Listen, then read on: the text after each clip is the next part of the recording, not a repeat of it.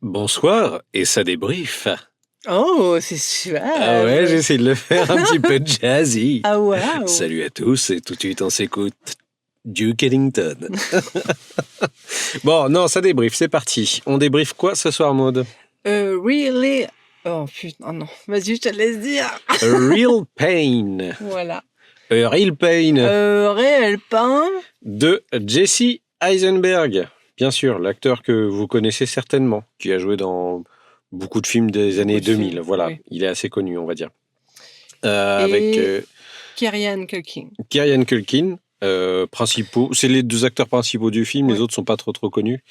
Et tout Tu est tourné pitches autour d'eux. Je veux bien pitcher si tu veux. Allez, Alors, on suit David et Benji. et Benji, c'est Benji son prénom. David et Benji, qui sont cousins, qui habitent tous les deux dans les environs de New York, et qui se donnent une petite mission d'aller en Pologne pour retrouver la maison de leur grand-mère qui est décédée.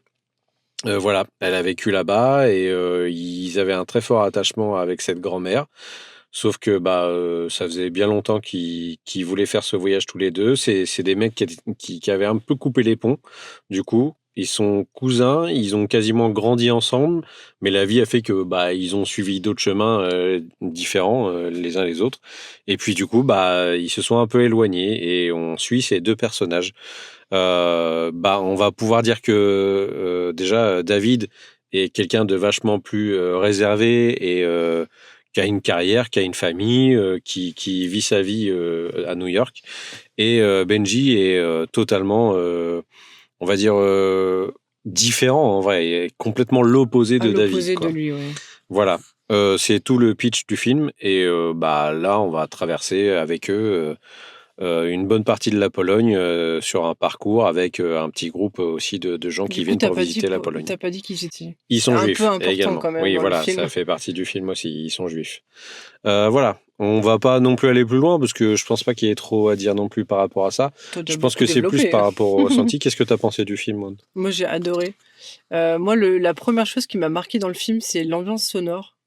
Moi, j'adore ce genre de film, en fait, où t'as des paroles et tout ça, t'as des échanges, mais t'as beaucoup de moments, en fait, juste des images, en fait, avec de la musique classique à fond. La musique, elle est omniprésente dans le film, et ça donne ça donne de la profondeur, au fait, au film. Surtout, justement, quand ils vont aller visiter les camps de concentration en Pologne et tout ça. Du coup, ça remonte des émotions et tout ça, et c'est j'ai trouvé l'ambiance sonore ultra frappante. Kieran Culkin, je vois qu'il a eu plein de nominations. Il a eu notamment, si je dis Il pas a eu de un conneries, Oscar en du fait, meilleur second rôle, ouais. Ultra mérité, en fait. Il joue tellement bien. Il est tellement barré dans son perso. Moi, je lui mets un 8. Il a pas tu mal... m'as pas demandé, mais je lui mets un 8. Tu lui mets un 8, d'accord. Il a pas mal la cote en ce moment, Kieran Culkin. Il a été dans plein de séries, notamment Succession, qui a remporté aussi pas mal de suffrages. Ça a super bien marché dans cette série. T'en as pensé quoi ? Pour ma part, moi, j'ai bien aimé aussi.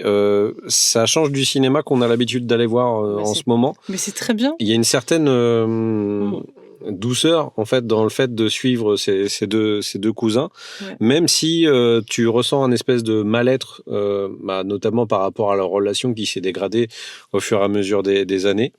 Et j'arrive à comprendre certaines thématiques, la thématique du clown triste, tu vois, qui est tellement réel, en fait, quoi, que tout le monde peut comprendre, je pense.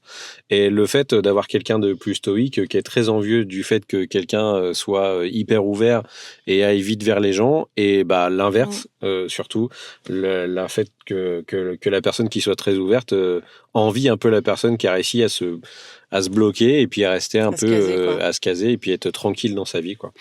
C'est ultra touchant, en fait, leur relation. C'est un peu je t'aime moi non plus et je te déteste. Et c'est hyper bien foutu. Je trouve que Jesse Eisenberg s'en sort super bien en tant que réalisateur dans le film. C'est marrant parce que j'ai vu que Emma Stone était à la production aussi. Oui, j'ai vu ça aussi, ça m'a étonné. Donc c'est vraiment cool. En fait, c'est comme tu as dit, en fait, un film où il y a vraiment ça coule, en fait. Ça coule, mais je pense que c'est dû justement grâce à la musique. Ouais. T'entends tout le temps la musique classique. Ouais. Ça te porte tout au long du film, c'est doux, c'est... T'as la petite musique de nuit qui passe et tout ça, donc vraiment ouais, ça t'enveloppe pas mal et ça donne vraiment une espèce d'ambiance au film qui est vraiment, vraiment très cool et reposante, vraiment, j'ai trouvé, ouais. quoi. Voilà, Tu mets combien moi je lui mets un 7. Ah ouais, un Voilà, peu plus j'ai dur. bien aimé, Mais mais je pense qu'il aurait pu y avoir un petit peu plus un peu plus creusé ou un peu plus peut-être de conflit entre les deux personnages. Et il y en a, mais je trouve que ça aurait pu être plus creusé ce côté-là. Donc voilà, je lui mets un 7. Ok. Voilà, c'est à peu près tout. On se retrouve la prochaine fois pour un prochain Ça débrief. C'était pas le plus marrant à faire parce que franchement, c'était un sujet qui était mi-lourd, mi-cool, mais on sort de là mais apaisé. ça change, donc, voilà. ouais, ça change des films qu'on va voir d'habitude et je pense qu'il faut aller voir des films que t'as pas l'habitude d'aller voir. De ton quotidien, de ton confort, en fait, on va dire. Et ouais. Voilà, donc Real Pain de Jesse Eisenberg et on se retrouve la prochaine fois pour un prochain Ça débrief. Ciao, ciao. Ciao.